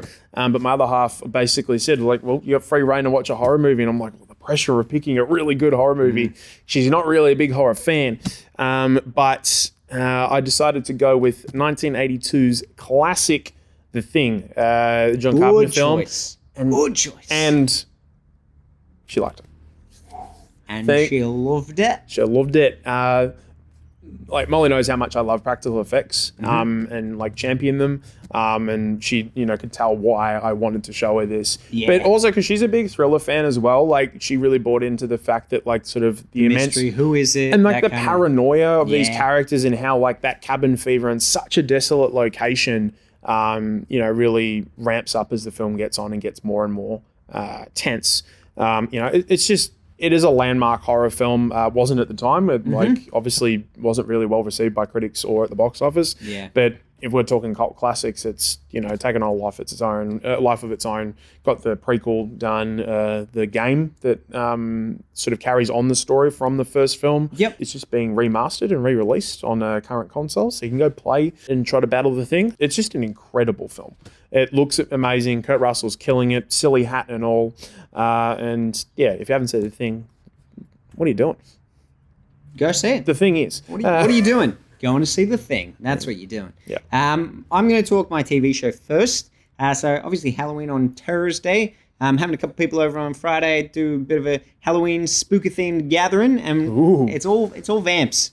All vamps. Yeah. Do themed Halloween so that it doesn't become tiresome. You got different decorations each year as well. And it works. It works. So because of that, I'm going to be coming as someone from What We Do in the Shadows, the film. But Matt and I have been rewatching What We Do in the Shadows, the TV series. Okay. With Matt Berry. You really are the most devious bastard in New York City. You can't not say that line. His delivery of lines in general is just so good. Look at the pictures on the glass. It's the Jeepers man. He's my sweet cheese, my good time boy. Whoa! What clarion call is that? The clanging chimes of doom in New York City. I said, I'm sorry. We're doing a piece to camera. Nando, I've been double-crossed by the devil.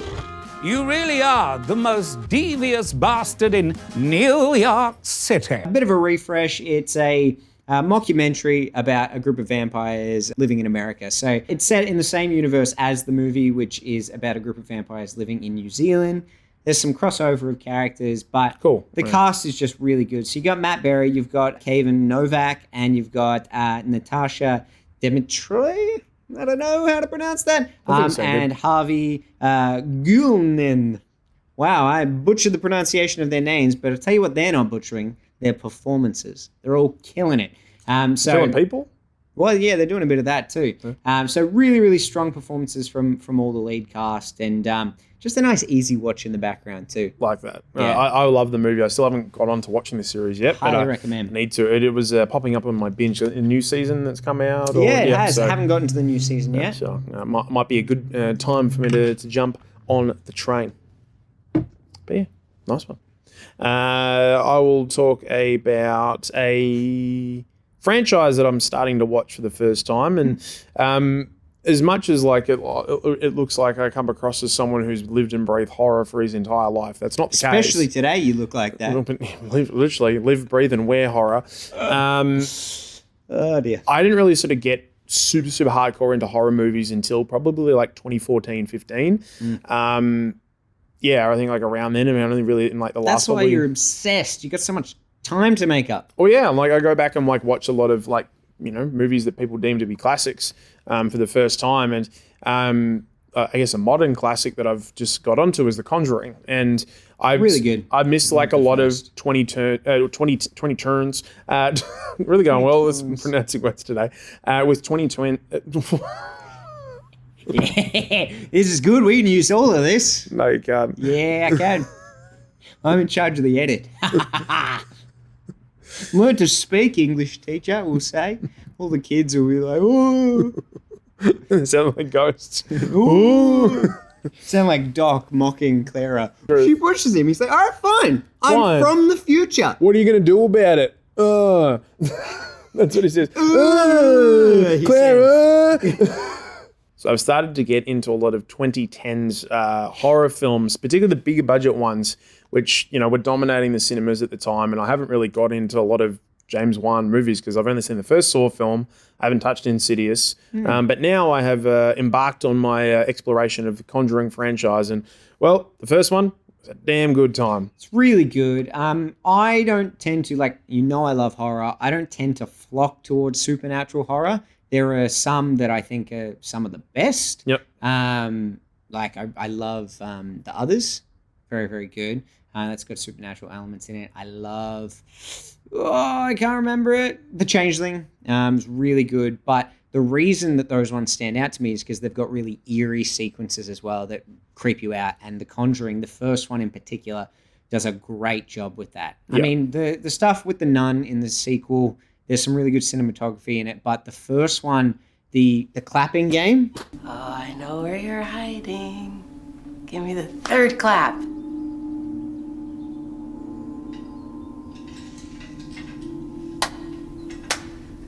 Or that shot with the cupboard. Oh, man. There's some stuff in there that was like, good. There's some good jump scares. I'm but purposely being vague so as to not, spoilies for anyone who hasn't seen it. But it's just a good one that has you on the edge of your seat the whole time. Just really freaked out. Tension built, I think is one of my sort of key pillars for a successful horror movie. It's not about the moments, it's about the atmosphere that's created from the off. And I think that the fact that, it's sort of like what loosely based on real life people is Ed and Lorraine Wilson. Yes, they are real life people. But whether how fantastical and stuff things get, well, not really that short, but I think that, the other thing I really like about a good horror movie is it shouldn't skimp on good acting performances, and these don't. Patrick Wilson and Vera Farmiga are just terrific as this couple.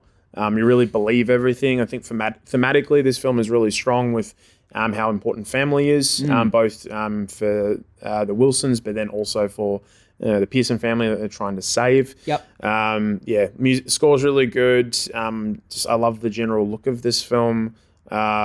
Really good effects work, when they get possessed and then basically flying around the room. Yeah, looks really realistic. Sometimes I don't know, big budget horror movies don't always sort of entice me, but this is done very well. But the big budgets are what brings in those good actors as well. I think because for so long horror was sort of seen as a cheaper B flick. Yeah, they just got really cheap performances as well, and as a result, it's very, very cheesy. The dialogue is poorly written, but now horror is becoming one of the main forms of big cinematic releases. 100%. So, it's starting to draw in some really good actors, and not necessarily people that you know really well. Obviously in this film you do, but you can be a relatively unknown actor and still deliver a killer performance. And horror is just bringing in the talent these days. I think so, and a lot of it's sort of based around the films of the 2010s that have really started sort of revitalizing the genre into something that's so successful. So,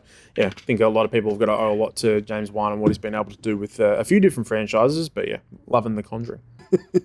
I'm going to talk about Alien Romulus. I have been dying to see it, but also dying to talk to you about this. So, yes.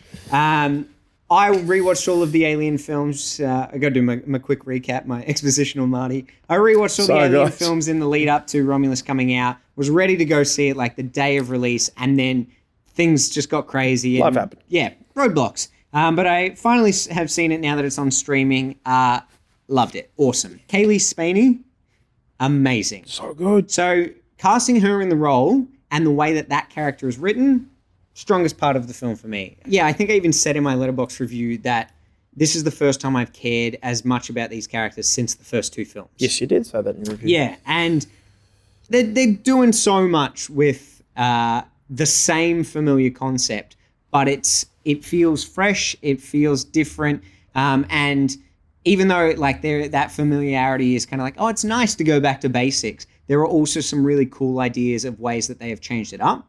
I really like her brother, the character of her brother. Their relationship is just, it's the heartbeat of the movie. Yeah, so he's the AI character in it, the cyborgy. What do they call him? The android. Android, thank you. And they've kind of done an android that they've had a more personal connection with before, but never to this extent. She grew up with it for all intents and purposes, it's her brother. They're related, yeah. And it's, it makes a really, really interesting dynamic between the two of them. And as he shifts and changes, that is really interesting to watch from her perspective as well. It's also like the thing that is quite different about this one, that the acid blood plays a huge part in the narrative. And it's always existed. The aliens have always had acid blood and they've always referenced it to some degree, but it's kind of been glossed over. It's like they show it at the start and it's like, oh. Yeah, don't forget they've got acid blood, and now immediately forget they've got acid blood. It won't play into it. And especially like aliens, they're machine gunning them down. Like acid blood would be going everywhere. They should be all dead. Yeah, but there's a really, really unique story aspect in this one where it's like you can't shoot it. The acid blood will just go right through the hull of the ship and then, or the space station, and then you'll crash or the airlock will be... Yeah, they get sucked out into space, basically. Yeah, exactly. So that's a really interesting dynamic, and there's some cool stuff in the latter half of the film zero-G stuff around that. That's Yeah, cool. very, very good. One thing that I found a little distracting, and again, I'm trying not to do too many spoilers or anything like that, but they do bring back a character from the original Alien. Yeah, they do. And I like that they bring them back. I just think they could have been way more tactful with it, more sparing with how they showed this character. Originally, they showed them in shadow, and I'm like, I'm all for this. And even later on, they're showing them on a computer monitor, and I'm like, this looks great too. But they're in it a lot. There's this weird part in the middle of all of that where it's like, bright lights, talking directly, camera right in front of them, and it's not even like the look of the deep fake kind of technology, kind of making them look a little cartoony. It's more the head itself looks like it's too small for the face that they're projecting on it. So it looks like the head's kind of like collapsing in on itself. Anyway, doesn't look great. Yeah, that's a lot of information, but without also really telling you anything about it. So nice one. Yeah. Did you like the end of the movie? Yes. Okay. Did you not? I think it did take me out of it because I think it looked a little bit. The thing I'm talking about looked a little bit silly. But also as well. But when I worked out that that is not not as silly as Alien Resurrection. I mean, fair, but it's that's just played by a really tall person, and that's kind of terrifying. It is kind of terrifying, but I like it because it's unique and it's something new. Yeah, and it's horrifying when you really think about it. Oh, 100%. Yeah. So that part I like. I like darkness in my horror. Yeah, and that's fair. But I want to feel like I've been punched in the gut. Like, ugh. Yeah. But really good. I heard they're enjoy it. making a direct sequel to this as well. Keen. I'm very keen. I won't sort of mention whether characters live or die, but even if it was just kind of following on from this story, I'd be pretty up for that. And particularly if it's Fede Alvarez at the helm, because I think he did a really, really good job with this film, and I'm glad you finally got around to watching it and you got around to enjoying it. It's tough to take a familiar concept and be like, how are you going to visually make this look new and spectacular? And they did. He does a killer job with that. He did it. Thank you, Alien Romulus. Thank you, Alien Romulus. You have my double thumbs up of approval. The expositional double thumbs. Marty loves it. So the second last film we're going to talk about is Wishmaster. Sean Connery. Wishmaster. I've seen it. It's good. Yeah, it's weird. It is really weird. Directed by Robert Kurtzman, who did like special effects on Nightmare 3, Predator, Evil Dead 2, Bride of Reanimator, Misery, Tremors, People Under the Stairs, Army of Darkness, New Nightmare, and In the Mouth of Madness. Did you get all that? Probably not. I don't care. I don't care. Tommy Lee? I think this movie, I kind of echo a few of the things that, because recently got covered on a kill count on Dead Meat, but it kind of came out like, this feels like a really schlocky sort of 80s horror movie, but it came out in 97. So it's got like a lot of 90s elements, but this is at a time where we're post-Scream, that horror audiences weren't really looking for a film like this as much. Yeah, because they're a bit more savvy to the rules. Yeah, but I I don't mind this because it's just silly fun. It's real silly. But I mean, obviously with Kurtzman at helm, I'm expecting really good practical effects, and like they are, particularly in 2 key scenes, like the start, which is great fun, and then like the party scene when the djinn is back. So like it's all about this mystical djinn who can grant wishes, but basically uses people's wishes as an excuse to essentially kill them in really sort of dramatic and graphic ways. Yeah. Which I think is a fun premise for the movie. Oh, absolutely it is. But yeah, like I think that Andrew Devoff as the djinn is just so good. He's just like some of the delivery of the lines and like it's just the best. I think the other characters aren't particularly strong, and it's probably why like I don't know, I can't really sort of move this out of really fun horror movie that I enjoyed to something that I thought was really spectacular. It wouldn't be a bad thing to do a remake of. Oh yeah. I'll be down with that. Cool. Wishmaster, good fun, worth a watch. I think if you like just like a fun horror movie with some really good kills. Yeah. Nice. That's your last one? Second last one. Please. I got one more because I really want to talk to you about this movie, and that is You'll Never Find Me. I don't know it. Okay. Educate me. You'll never find the title. It's fine. It's there. It's on your page. Damn it. But it's Australian like sort of psychological thriller horror movie. Very simple premise. Basically, this middle-aged guy is living out in sort of like one of those permanent residences at a caravan park. Okay. Massive storm happening. He's kind of just sitting there like with a spirit bottle next to him, and then the door comes a knocking, and it is not the door itself. Yeah, it's like a door at the door. That's terrifying. It's like the inception of doors. Exactly. Doorception, Christopher Nolan's latest film. But it's a young girl who's basically out in the rain and looking for shelter. Right. I'm not going to talk too much about it because I feel like I'm also starting to almost describe Barbarian. There is a lot of similar traits to that movie in the same... Oh, I love me Barbarian. Basically, if the whole first part of Barbarian was kind of a movie and you're trying to work out... Who's the bad guy? Essentially, yeah. Right. It's comfortably one of the most tense films I have seen. That's my favorite part of Barbarian too. Yeah. So, and it's just like the performances are like just terrific. So this is a directorial debut for Annabelle and Josiah Allen. Brendan Annabelle and the Kingdom of the Crystal Skull. And the Kingdom of Josiah Allen. Brendan Rock is the main character. His performance is just... It's perfect because you just don't know where this movie's kind of going. And Jordan Cowan plays the young girl in peril. You just don't know where the film's going. I will say, and like, without talking too much about the movie, the last act and sort of it doesn't stick the landing, which it's one of the first times where I've really come away with it. I was like, I really wanted them to nail the end because this would be like in the best handful of films I've seen this year. Righto. But I would say even for the first 3/4 of the movie alone, this is 100% worth watching. It's a really simple premise. It's very isolated. It's claustrophobic. It's an uncomfortable watch. Unfortunately, I think the last act kind of undoes a lot of the good work that tension has built up over the time of the movie, which is a shame. But this is also a directorial debut. So I'm... based on the first part of the film, the acting performances, and particularly of how, just like how they go sort of establishing this atmosphere, I'm really excited to see what these two can do next with the movie, if they learn from that. And because if they can stick a landing and do a similarly good film, like, hell yeah, I'm in. So yeah, but yeah, worth watching. Landing a film is one of the most important parts for me, much like a plane. If you said to me, no, they never land properly. Then I'd be really earning this makeup. I'll tell you, the food service that they do is incredible. God. Incredible. I'd be like, probably still not going to get on that had plane. An incredible meal before I crashed into the side of a mountain.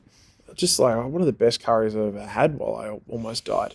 Oh dear. Anyway, you'll never find me. I might check it out. I'm curious because of all the references to Barbarian. Yeah, I reckon it's up your alley, and it's not a super long film, so yeah. All right, cool.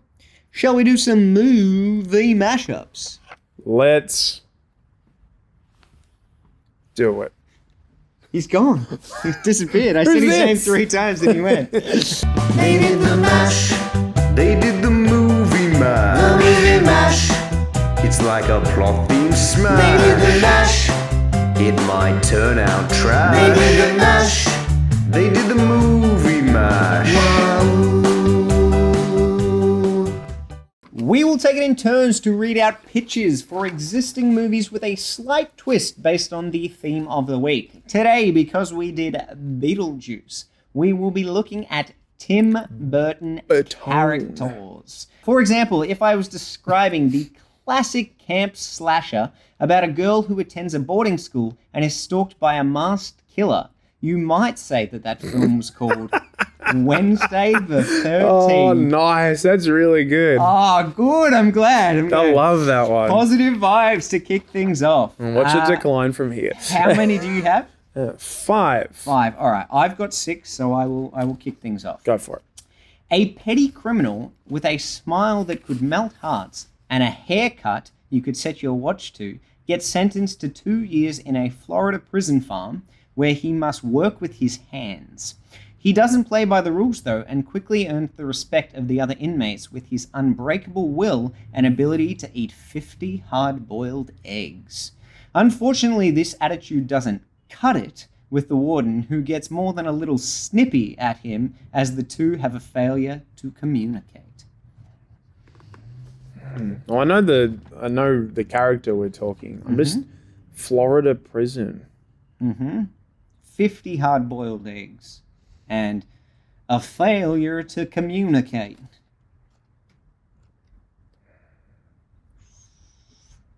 It's entirely possible you don't know the film. They're the two most iconic things about this film. It is a Paul Newman film.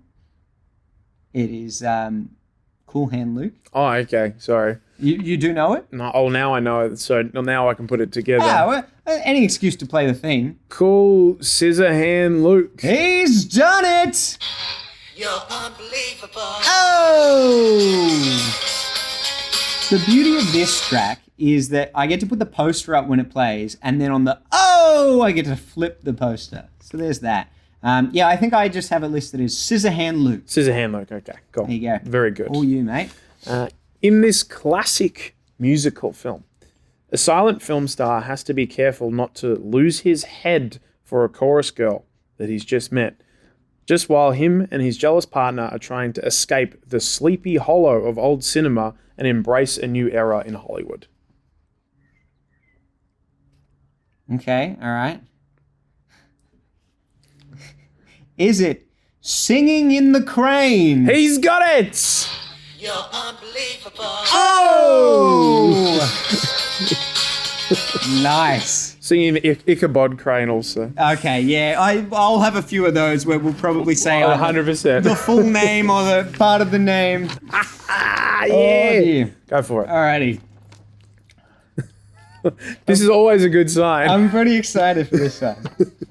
A cyborg assassin is sent back in time on a big adventure to kill a waitress who is destined to give birth to the savior of humanity. He spends the film riding around on his iconic bicycle and talking in a silly voice.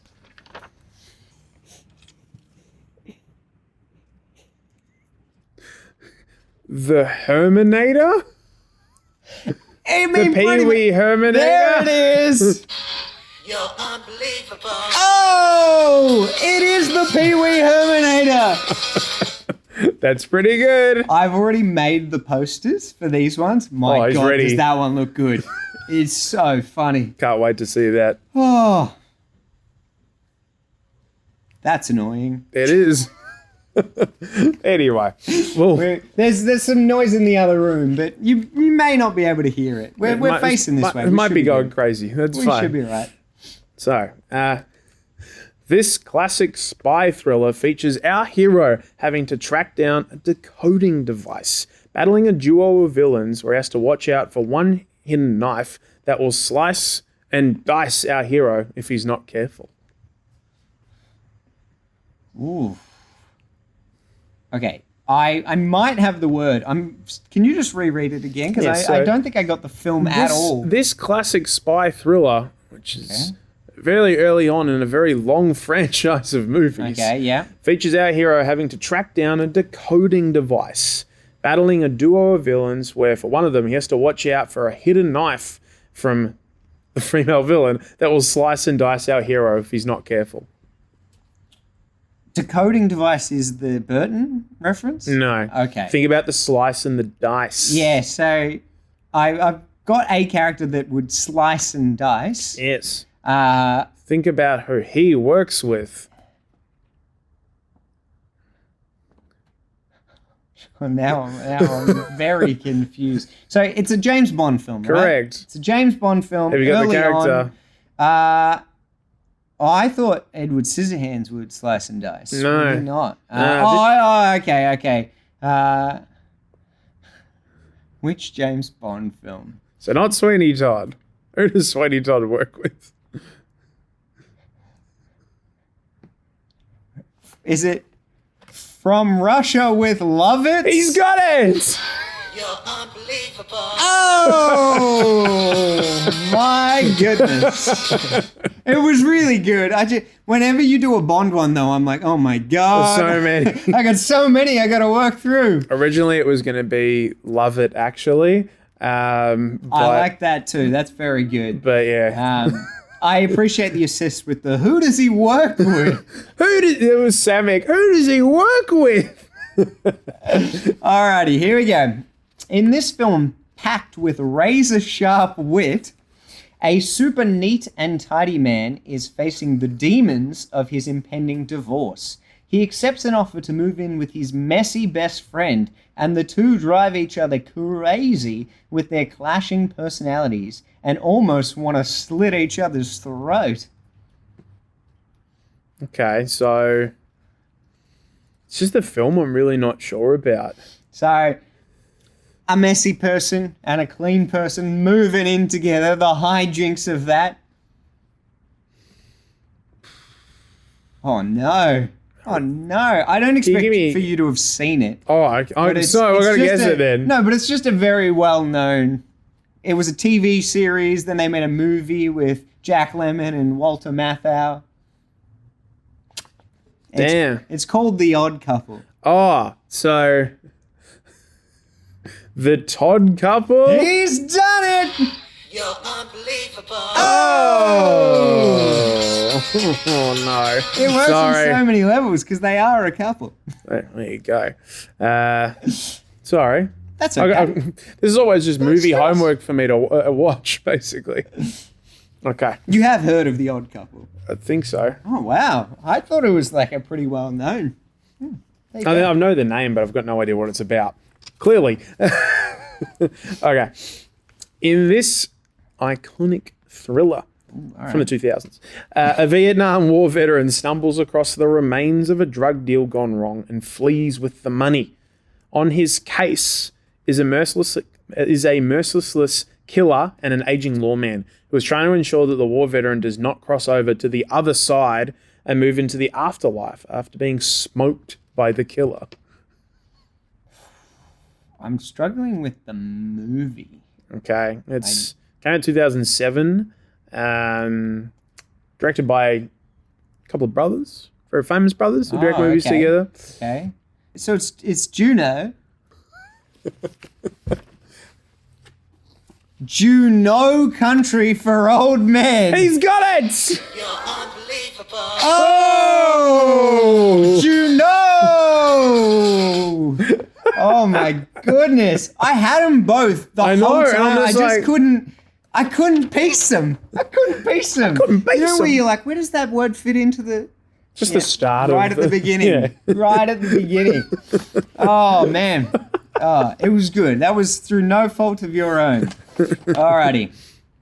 Often credited as the greatest film ever made, this mystery film begins with the head of a successful publishing magnate dying. Knowing little about his life, a reporter investigates with those who knew him in his sleepy town. In an attempt to uncover the meaning of the last word his hoarse voice spoke. Rosebud. Oh, so this is the same thing. You've used this movie before. I have. And I still can't Oh, no. And I've forgotten the title of the movie again. I remembered you didn't know it last time, but I thought we'd fix this. We haven't. The description was almost identical to... I know, and it's like... and it's like is regarded as one of the most famous. Silver platter, Mr. Boy. Yeah, and I'm like, yep, there's Orson Welles. It's all good. I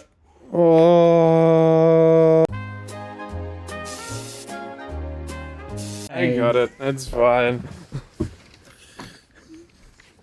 Welcome back.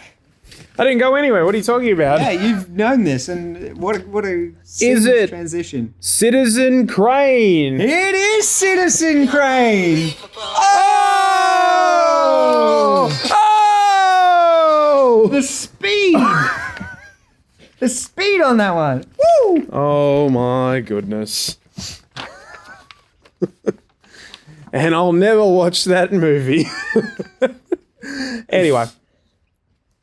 In this iconic supernatural slasher and Halloween classic as well, a swathe of teens are cut down in their sleep by the elected official of the dream world, which our killer does with a giant smile on his face. A giant smile on his face? Yes, if you're thinking of elected official, that's got to do with something about Halloween. I've even talked about this character today on the podcast. The problem is, I don't know the name of the mayor from... He doesn't have a name. Oh, he's just called the mayor? Oh, great. So, do you know what it is? Yeah. Is it Night the Mayor on Elm Street? He's done it! You're unbelievable. Oh! I would have accepted a nightmare on Elm Street Just as more well. emphasis on mayor. Mayor! You're gonna be mayor! Very good. Love a shout out to Goldie Wilson. Mayor! That's how I should have pronounced it. Oh dear. An elected official of Halloween Town! Alrighty. This horror comedy takes things in a new direction with a meta look at how the horror scenarios are manufactured to appease the gods. When 5 friends try to get away for an evening in the forest, the workers at a compound steer them into summoning a zombie redneck torture family like they are making their own campy classic horror movie, like Plan 9 from Outer Space. So I know it's Cabin in the Woods. I'm struggling to get the Burton reference, I think, here. Were you just talking about, was that a Mars Attacks reference? No. Plan 9 from Outer Space is its own movie. Okay. Directed by a very specific person that Burton has made a movie about. Burton's made a movie about a real person? Yeah, he's made a movie about a real person. A famous director, a camp director, who did a lot of like horror exploitation and then even did some like pornographic films. I'm not sure if I've seen this Tim Burton movie. I guess I was heavily relying on the fact that you were probably looking up Tim Burton's filmography when you were making your own mashups. I mean, like a little bit. Is it Big Fish? Is that the movie? It's not Big Fish. Okay. What? Johnny Depp is in it with a weird little mustache. Oh, because it's like a sort of a reason. No, it's one of his earlier films. Is it? That's all right. I can just tell you the name of the film. It's Ed Wood. Oh, okay. So the cabin in the Ed Woods. Yeah, he's done it. Oh! I definitely didn't know that was a movie. Oh, I've never heard of it. It's it's not great track record today. Well, it's not our best week. Not our best week, but that's all right. That's all right. I'm gonna. My last one's a good one, so I'm very happy with my last one. All right, bring it. When I was already going to press play. Like, if you like it, I must be able to get it. You will. When a solicitor has to travel to sell a Transylvanian castle, he ends up meeting a true Prince of Darkness. He needs to play his cards right and fight to survive as his foe may get the last laugh, turning his wife into a fellow creature of the night. Not even is it. It is Bram Joker's Dracula. He's done it! We're back, baby! Oh! I had to bring old Bram back. Oh yeah, I feel smug at the end of that. It was like, not is it, it is. All right. Would have been pretty funny if it was another word there. So true. So true. Well, my work here is done. Nice. What have you got left? Now I'm worried because if I don't leave you with that same sense of satisfaction, you got to wait till the next mashup. I'm going to throw your paper away too. Fair, totally fair. Whew. Alrighty. This biographical comedy drama centers on a real-life comedian of the night and his struggle for fame due to his alternate comedy stylings. In his Axe utility belt are a rogues gallery's worth of weird characters and extreme commitment to long-running gags that nobody else finds funny. This includes a fake wrestling match where he is seemingly assaulted by a real-life wrestler who has a cowl after he makes some publicly insensitive remarks. Poor. Ruh-roh. Oh, we've got Batman. That's fine. Okay. The film is like... I mean, it's got wrestling in it, so surely I've seen it. I can give you the actor. Okay. Jim Carrey. Oh, because it's based on a real life... Mm-hmm. Oh, and it's about Andy Kaufman. It is. I know the movie. I've never seen it. I know it. Let him cook, guys. Let him cook. Might be a bit of a slow-cooked meal, guys. He's cooked, guys. He's cooked. I think I'm a bit cooked. What's the name of the film? Tell me, audience. Tell me, audience. Has it got anything to do with like a moon or something? It sure does. Batman on the moon? He's done it! You're unbelievable. Oh, yes! Yeah! Redemption! Red Dead Redemption 2! I hope I don't have anything important on that paper to sign off with. No! Alrighty, guys. Woo! What a ride. What a ride. Oh, my goodness. I don't even know if I'll edit it down. I think sometimes the kids just like watching us squirm. You got to edit the Citizen Crane one down. Nah. In its entirety. If you had to walk around the room and cut that down, afford me the same luxury. Yeah, fair enough. Because that one was a long time. Oh, dear. Well, on that note, guys, we will wrap things up. As you said, we've had a few video pods of late. Back to the Future came out today, which by the time you see this came out last week. But also we're probably going to, I asked you, I was looking forward to an audio pod, but I asked you about next week. You are geared up to do a video pod. Quite literally about to. Yes, the musical. The musical. I'm actually really keen to watch Scooby-Doo and Batman. It's really good. And I'm going to make a lot of jokes about all the different Scooby-Doo properties next week. And as much as I would really like to do the Scooby-Doo animated movie where they interact with the WWE universe, which is genuinely incredible, we're not doing that. We are going to go. No. We're going to be doing the live-action Raja Gosnell masterpiece and very key film from my childhood. Yeah, I love this movie. So, I really like it. Not so much the sequel, but I really like the first one. We'll talk about that. We'll get there. We'll get there. We'll get to watching the sequel. But remember to share this around, guys. Check out the other videos that we've released as well recently. Comment, like, tell us what you would like to do in future weeks as well. Subscribe. We're rapidly speeding to the end of the year, so we've only got a few more before we go on break. But we do have some gaps. We do. We do have some gaps. So keep the suggestions come in. We want to, want to watch some good stuff to finish the year. And more importantly, we want to watch the stuff that you guys are interested in watching. So yeah, make sure you either are letting us know in the comments, being active in the old GC space, or just if you pop past us at any stage at the school in the school grounds, just say hey as like Mr. Brown, Mr. Boylan, but then also provide a movie suggestion. But you can say hello as well. Yeah. If you want. You are welcome to say hello. We're giving you permission to greet us. Otherwise, how would they know? They wouldn't. And on that note, guys, our number's just been called in the afterlife, so we're going to head off. But we will catch you at the next film club. Chew on a dog. Chew on a dog.